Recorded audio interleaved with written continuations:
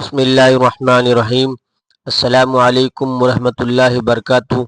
میاں بیوی کے تعلق سے کچھ ایسے مسائل ہیں جن کا جاننا انتہائی ضروری ہے، مگر ہماری اکثریت اس سے لا علم ہے، کیونکہ دینی کتب ہم پڑھتے نہیں اور عالم دین سے پوچھنے میں ہمیں شرم آتی ہے۔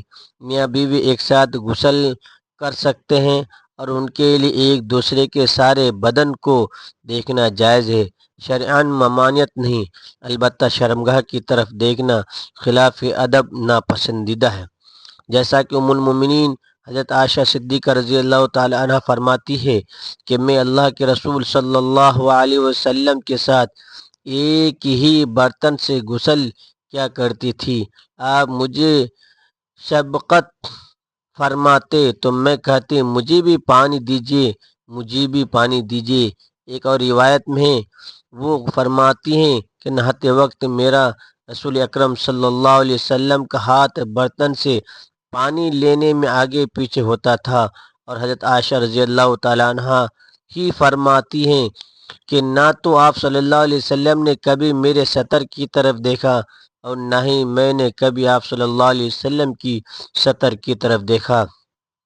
خاص جمعہ کے وقت بات کرنا مکروہ ہے، اسے بچے کے توتلے ہونے کا خطرہ ہے۔ اسی طرح اس وقت عورت کی شرمگاہ کی طرف نظر کرنے سے بھی بچنا چاہیے کہ بچے کے اندھا ہونے کا امکان ہے۔ یوں ہی بالکل برہنہ یعنی ننگے ہو کر بھی صحبت نہ کریں، ورنہ بچے کی بے حیائی ہونے کا اندیشہ ہے۔ حضرت عائشہ رضی اللہ تعالی عنہ نے عرض کیا، یا رسول اللہ صلی اللہ علیہ وسلم، عورتوں کو تو بہت سا ثواب مل گیا، مردوں کے بارے میں بھی ارشاد فرمائیے۔ یہ سن کر حضور اکرم صلی اللہ علیہ وسلم مسکرائے اور فرمایا، مرد اپنی عورت کا ہاتھ پکڑ کر مانوس کرتا ہے تو اس کے لیے ایک نیکی لکھی جاتی ہے، جو مرد پیار سے اپنی بیوی کے گلے میں ہاتھ ڈالتے ہیں اس کے حق میں 10 نیکیاں لکھی جاتی ہیں۔ جب وہ عورت سے مباشرت کرتا ہے تو دنیا و ما فیہا افضل ہوتا ہے۔ جب غسل کرتا ہے تو بدن کے جس بال پر سے پانی گزرتا ہے اس کے لیے ہر بال کے بدلے میں ایک نیکی لکھی جاتی ہے، اور ایک گناہ معاف ہو جاتا ہے اور ایک درجہ بلند کر دیا جاتا ہے، اور غسل کرنے کی عوض میں جو چیز دی جاتی ہے وہ دنیا ما فیہا سے بہتر ہوتی ہے۔ بے شک اللہ تعالیٰ اس پر فخر کرتا ہے اور فرشتوں سے کہتا ہے کہ میرے بندے کی طرف دیکھو کہ ایسی سرد رات میں غسل جنابت کے لیے اٹھائے، اور وہ اس بات پر یقین رکھتا ہے کہ میں اس کا رب ہوں۔ تم اس بات پر گواہ ہو کہ میں نے اس کو بخش دیا۔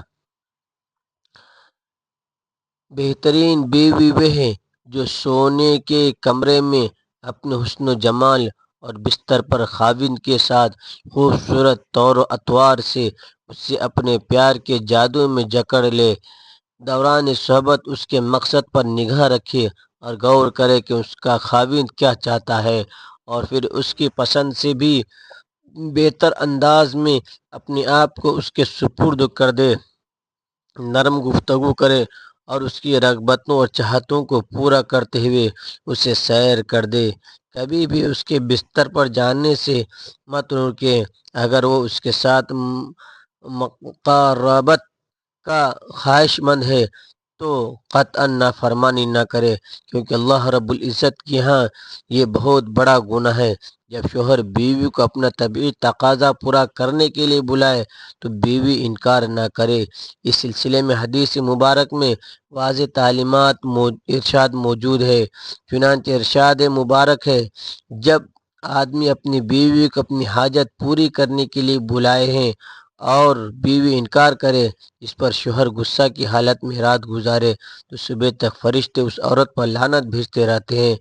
دوسری روایت میں ہے کہ حضرت طلق بن علی رضی اللہ تعالیٰ عنہ فرماتے ہیں کہ رسول اکرم صلی اللہ علیہ وسلم نے فرمایا، جب شوہر اپنی بیوی کو اپنی حاجت پوری کرنے کے لیے بلائے تو وہ اس کے پاس چلی جائے، اگرچہ روٹی پکانے کے لیے تنور پر کھڑی ہوں۔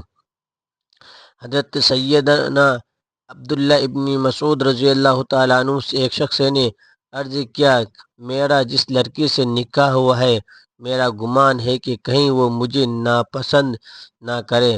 آپ رضی اللہ تعالیٰ عنہ نے فرمایا محبت اللہ تعالیٰ کی طرف سے ہوتی ہے اور نفرت شیطان کی طرف سے۔ تو ایسا کرو جب تم پہلی بار اس کے پاس جاؤ دونوں وضو کرو، 2 رکعت نماز نفل شکرانہ اس طرح پڑھو کہ تم امام ہو وہ تمہاری اقتدا کرے، تو انشاءاللہ محبت اور وفا کرنے والی پاؤ گے۔ حضرت عمر رضی اللہ تعالیٰ عنہ کے پاس ایک شخص آیا، گرد و غبار سے ہٹا ہوا، بال بکھرے ہوئے، اس کے ساتھ اس کی بیوی بھی، جو کہہ رہے تھے امیر المومنین میں اس کے لیے نہیں نہیں یہ میرے لیے۔ آپ نے جان لیا کیا عورت اپنے شوہر سے نفرت کرتی ہے، اسی لیے آپ نے شوہر کو حکم دیا کہ وہ غسل کرے، اپنے سر کے بالوں کو ترسوا لے اور ناخن کتر لے۔ جب شوہر فارغ ہو کر آیا تو آپ نے کہا اب بیوی کے سامنے آؤ۔ بیوی نے دیکھا تو دم بخود رہ گئے اور نہ پہچاننے کی وجہ سے پیچھے ہٹنے لگی۔ پھر جب پہچان لیا تو اس کا بوسہ لیا، اپنے دعوے سے دستبردار ہو گئے۔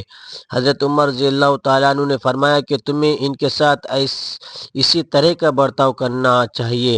اللہ کی قسم انہیں یہ پسند ہے کہ تم اس کے لیے آرستہ پیرستہ رہو، جیسے تم چاہتے ہو کہ وہ تمہارے لیے ہی بنی اور سنوری رہیں۔ حضرت سیدنا امام غزالی رحمۃ اللہ علیہ فرماتے ہیں جماع یعنی صحبت کرنا جنت کی لذتوں میں سے ایک لذت ہے۔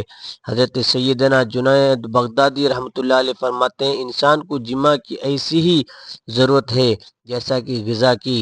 حدیث نبوی صلی اللہ علیہ وسلم مرد کا اپنی بیوی کے ساتھ اکٹھے ایک بستر میں سونا افضل ہے، الا یہ کہ کسی ایک کو عذر ہو، اس لیے کہ مقصد ہم بستری کرنا نہیں ہے بلکہ مقصد بیوی کے دل کو خوش کرنا ہے۔ بیوی کے دل کو خوش کرنے کے لیے ایام کے دنوں میں بھی اس کے قریب ہو جانا گویا انبیاء علیہ السلام کی سنت مبارکہ ہے۔ مسند احمد میں ہے کہ سیدنا حضرت عبداللہ ابن عباس رضی اللہ تعالیٰ عنہما سے روایت ہے کہ نبی کریم صلی اللہ علیہ وسلم نے فرمایا جو آدمی اپنی بیوی کے پاس آنے سے پہلے یہ دعا پڑھے بسم اللہ اللہم جنبنا شیطان و جنب شیطان ما رزقتنا، اللہ کے نام کے ساتھ اے اللہ مجھے بھی شیطان سے بچا، اس اولاد کو بھی شیطان سے محفوظ رکھ جو تو نے مجھے عطا کرے۔ اگر میاں بیوی کے تعلق میں اولاد کا فیصلہ کر دیا گیا تو شیطان کبھی بھی اس کو نقصان نہیں پہنچا سکے گا۔ فقہاء نے فرمایا کہ شوہر اپنی بیوی کے مرضی کے بغیر زیادہ سے زیادہ 4 ماہ کی مدت تک اس سے دور رہ سکتا ہے۔ امام جلال الدین سیوطی رحمۃ اللہ علیہ نے حضرت عمر رضی اللہ تعالیٰ عنہ کے حوالے سے بیان کیا ہے کہ آپ رات کے وقت گشت کر رہے تھے تو ایک گھر سے ایک عورت کی آواز آ رہی تھی اور وہ کچھ اشعار پڑھ رہی تھی۔ مفہوم یہ تھا اس کا شوہر گھر سے کہیں دور چلا گیا تھا اور وہ اس کے فراق میں غمزدہ تھی۔ سیدنا حضرت عمر رضی اللہ تعالیٰ عنہ گھر واپس آئے اور اپنی زوجہ سے دریافت کیا کہ شادی شدہ عورت شوہر کے بغیر کتنی مدت صبر کر سکتی ہے، تو زوجہ نے جواب دیا 3 سے 4 ماہ۔ آپ نے حکم جاری کر دیا کہ ہر فوجی کو 4 ماہ بعد ضرور چھٹی دی جائے تاکہ آپ سوچیں اپنی بیوی کا حق ادا کریں۔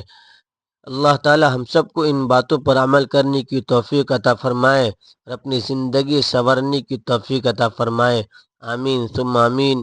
ناظرین ویڈیو اچھی لگی ہے ویڈیو کو لائک کر کے شیئر کریں، چینل کو سبسکرائب کریں۔ پھر ملتے ہیں اگلی ویڈیو میں، اللہ حافظ۔